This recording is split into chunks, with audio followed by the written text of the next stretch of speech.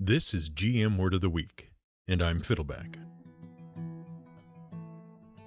Lava. We here at the Word of the Week are picking up right where we left off last week.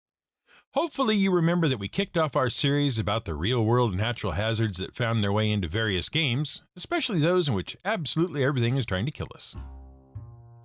Specifically, we started a discussion about lava by discussing volcanoes and the theory of plate tectonics and dispelling the myth that the Earth's surface was floating on a sea of fiery crimson fluid. It's actually floating on a sea of very slowly flowing, solid, super hot rock that is a bit like slightly melty plastic whose upper surface is lubricated by small amounts of liquid water trapped in the rock. And all of this was to explain some weirdness about Hawaii's one volcano that looks like mini volcanoes, and why there shouldn't be any volcanoes in Hawaii anyway. But since there is, it really should be the tallest mountain in the entire solar system, but it isn't, because of that melty plastic rock lubricated by a very slight amount of liquid water. Remember that? How could you not? It was such a simple story. But obviously the whole discussion of the Earth's mantle actually being mostly solid and not liquid raises a question, does it not? Where does lava come from if it isn't the molten liquid innards of the Earth? Well, it's actually a mixture of the molten liquid innards of the Earth and the molten liquid surface of the Earth. It's what happens when the crust and mantle can actually melt, because stuff doesn't melt or boil by heat alone. Then again, you might already know that if you've ever tried to boil water for coffee at the top of a high mountain where you've been, hypothetically, coerced into staying in some tiny mountain resort in the middle of nowhere by your family, pretty much against your will and in spite of the fact that you have a regular game scheduled for every Saturday. But we digress. It's all to do with phase changes and the concept of confining pressure. And to understand that, you have to understand something about the difference between solids, liquids, and gases. Now, we've talked before about some of this stuff, but perhaps a short review is in order. All compounds are made up of molecules, right? And unlike the atoms that make up those molecules, the molecules themselves aren't bound together too tightly, relatively speaking. There are forces that hold molecules of, say, water together in ice, or molecules of silicon dioxide together in a quartz crystal. When something is solid, the molecules are held together nice and tight. That's why solid things keep their shape and don't go oozing around. But if you can break the molecules up enough, they can start to lose their shape and flow, or even just completely fly apart. Now, the easiest way to do that is to energize all the molecules. Molecules are pretty energetic little things, and as they gain energy, they shake and shudder and vibrate. And if you shake them up, really get them moving, they will overcome their intermolecular forces. That's why heating something up causes it to melt, and heating it more causes it to boil. The stronger the intermolecular forces, the more heat you need to add to overcome those forces and get the molecules to fly apart. But that's only part of the story. The other part of the story, and this is the part that is happening in your mountaintop protest coffee pot as well as deep under the earth. The other part has to do with confining pressure. Imagine you have one of those old-timey blocks of ice that used to be delivered by the Iceman to keep your refrigerator cold. Put it into a safe that's exactly large enough for the block of ice. It's jammed in so tight you can't even get a piece of paper in there. Now, you can heat the whole thing. The molecules will start to get jiggy with it, as the kids say, and try to break free. But they don't have anywhere to go. The pressure is keeping them stuck in place. On the other hand, take that same block of ice to a mountaintop. Then things are different. See, there's about 62 miles of air above your head at sea level, and even though you don't feel it, it's weighing down on you. It's squeezing you such that every square inch of your body is fighting under 14 pounds of weight just to keep you in your usual shape. The higher up you go, the less air is pushing down on you. Consequently, the less pressure there is keeping you together. And any blocks of ice your family might be forcing you to carry. The molecular forces holding the ice together are helped somewhat by all that air pressure at sea level. They don't have to hold as tightly. So if the pressure is suddenly released, it takes a lot less heat to melt the ice and to boil the resulting water. Which is why protest coffee is terrible at high elevations.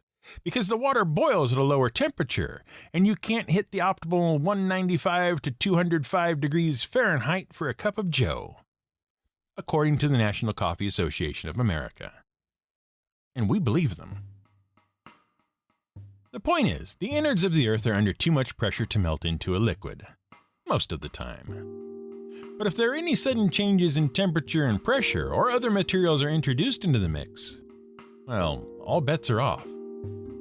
And that is exactly what happens whenever two tectonic plates meet. There's a lot of crunching and crushing and plates being forced under other plates and spaces opening up and surface elements, including water, being forced down with the plates. And that sort of stuff is always happening around the edges of tectonic plates. Then, what happens is that bits of the tectonic plates and some of the mantle suddenly can melt and form pockets of hot liquid rock under the Earth's surface. And this stuff, the molten rock trapped in underground pockets in or below the crust of the Earth, is called magma, which comes from the ancient Greek word for paste. What happens after that can vary. See, this magma chamber, this pocket of molten rock mixed with water and hot gases buried deep within or underneath the crust of the Earth, the magma chamber is under a lot of pressure, and it is looking to escape. Sometimes it begins to melt its way horizontally through rock strata and forms a sheet of lava called a sill. Sometimes it melts its way vertically through rock layers and forms a dike. Sometimes it melts out a big open space that serves as a reservoir. That's called a laccolith. And sometimes it seeps up through cracks and fissures and makes its way to the surface. And that is when you have a volcanic eruption. And the magma gets a name change. Once it's on the surface, it's called lava.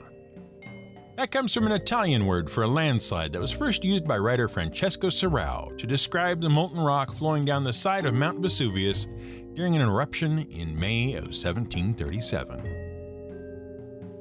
Now, there are two basic types of volcanic eruptions, and they vary depending on the amount of pressure in the magma chamber and the amount of hot gas and water trapped with the lava.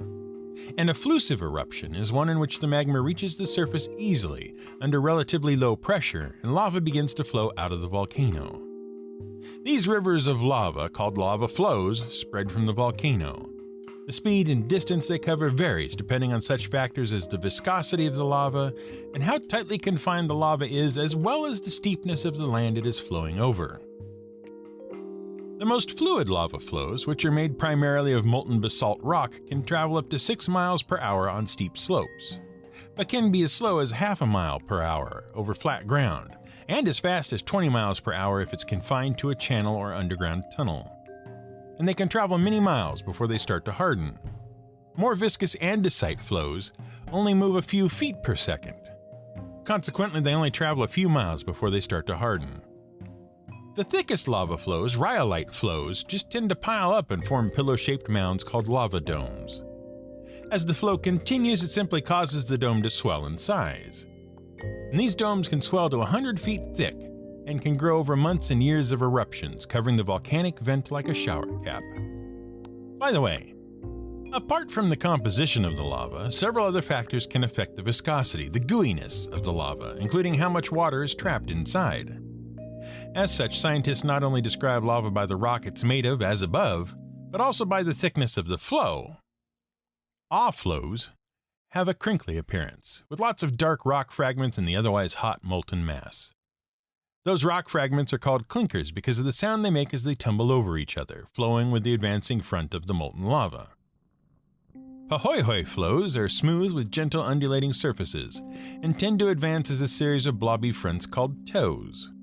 Their characteristic ropey, pancakey appearance is due to the fact that the surface of the flow has generally hardened into a rocky skin, while liquid lava is flowing underneath. Lava flows are extremely dangerous, even the slow ones. They are inexorable in their advance, knocking over and engulfing everything in their path and igniting whatever they touch. Depending on the composition of the lava, it can run anywhere from 1200 to 2200 degrees Fahrenheit. To put that in a perspective you can easily understand, if you were engulfed in even the coolest lava, you would die. That said, depending on the type of lava, you might be able to get up pretty close and personal with it. Geologists can safely walk up to a Pahoehoe flow of basalt lava and get a sample with a long-handled hammer. But that's because most of the heat is trapped by the hardened skin of the flow. By contrast, can be very dangerous. Lots of heat pours right off the surface of the lava and tends to heat the air above it. Geologists standing many feet away have had their hair and skin singed when a change in the wind brought a blast of super hot air from above an flow their way. And because can move pretty quick and change direction, you want to be quick on your feet when you're near such a flow. There are even cases of people falling into lava and surviving. There have been at least 2 recorded cases at the USGS Hawaiian Volcano Observatory of scientists falling into lava flows. In both cases, the lava was not very deep, and they were dragged out quickly and received immediate medical attention. And they recovered with little lasting harm. But they also got very lucky. Brief contact with lava might just leave you with a nasty, painful burn, but the damage depends on the amount of contact and the length of time, and it gets pretty serious pretty quickly. At those temperatures, seconds count. Now, as we noted, magma chambers form at the boundaries between tectonic plates when seismic activity causes sudden changes in pressure and temperature and allows rock to melt. And if you connect the dots of volcanic activity, along with earthquakes and other natural disasters, on Earth, you can actually see the outlines of some of the tectonic plates. The most famous such outline even has an appropriate nickname: the Pacific Ring of Fire. This line of seismic activity runs along the west coast of North and South America, then along the Aleutian Islands, along the Kamchatka Peninsula, through the Kuril Islands, along Japan, along the Philippine Islands, around New Guinea, and then down to New Zealand. That outlines the largest tectonic plate on Earth, the Pacific Plate, which is gradually sliding from southeast to northwest. And you might have noticed something odd if you've been paying attention. The Hawaiian Islands, which are basically a string of volcanic islands, are right smack dab in the middle of the plate, nowhere near the edges. If magma only forms on the edges of plates where tectonic activity allows the crust and mantle to melt, what's up with Hawaii? Well, to understand how Hawaii happens, it helps to know who Edward Craven Walker was, or at least what he invented. Edward Craven Walker was an accountant. Well, to call him an accountant is to sell him a bit short. He was an interesting guy. He served as a reconnaissance pilot in the Royal Air Force during World War II. After he left the service, he continued flying planes, but also pursued another interest.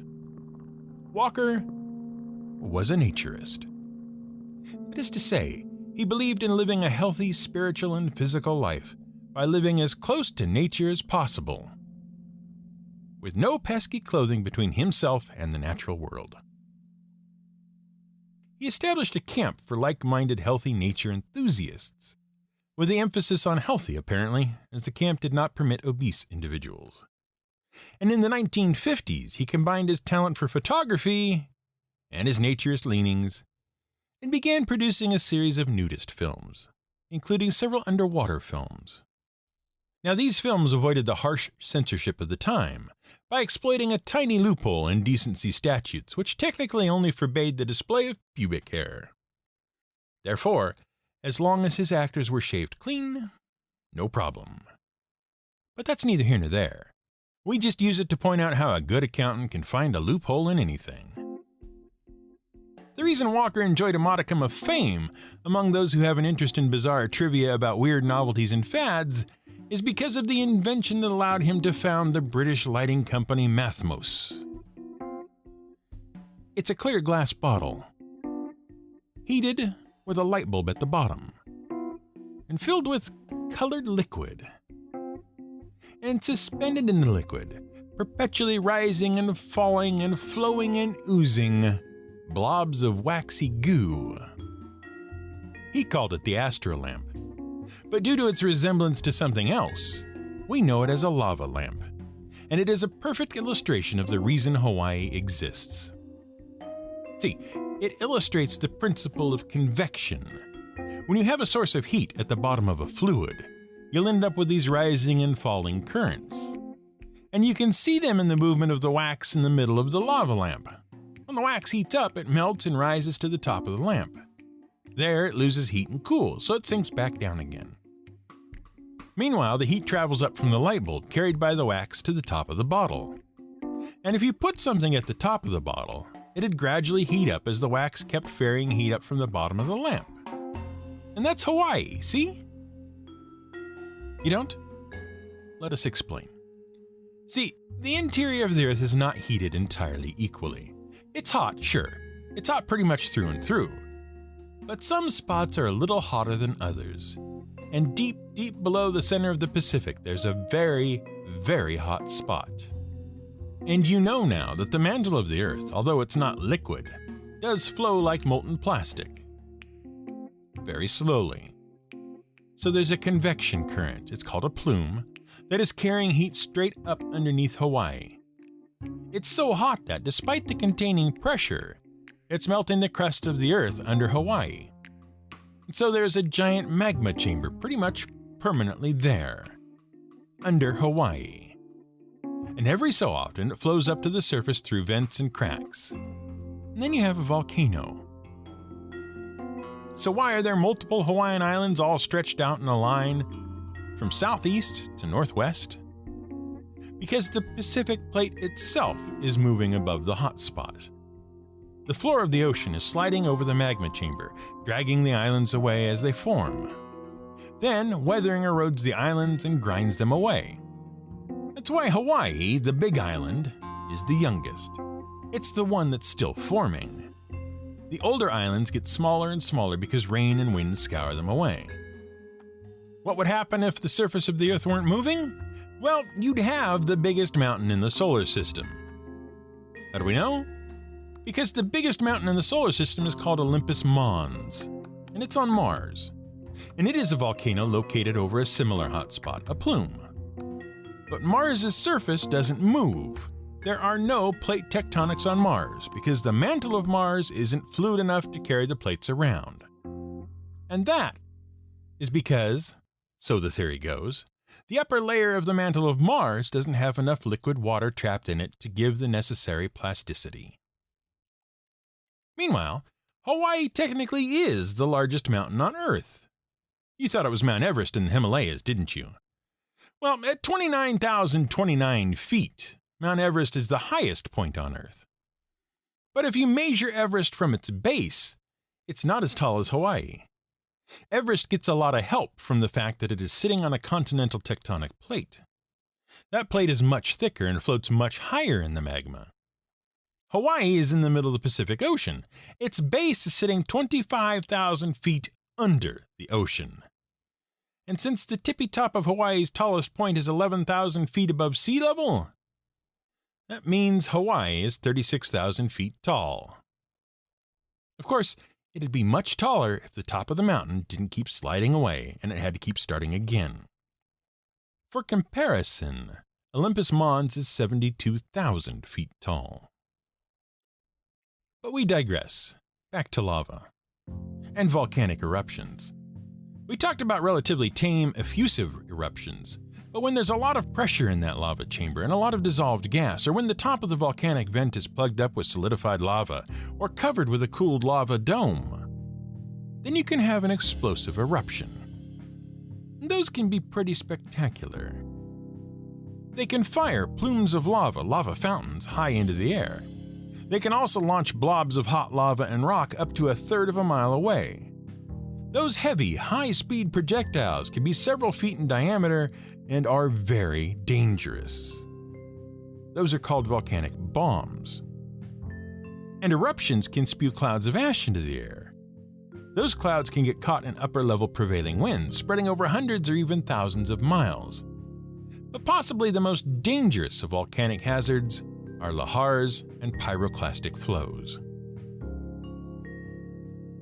A lahar occurs when lava from a volcanic eruption encounters snow, glaciers, or even just large lakes. The snow melts into water, which mixes with the lava and soil and debris to create a fast-moving slurry of volcanic mud. Those flows can race down mountainsides between 20 and 60 miles per hour and bury anything in their path.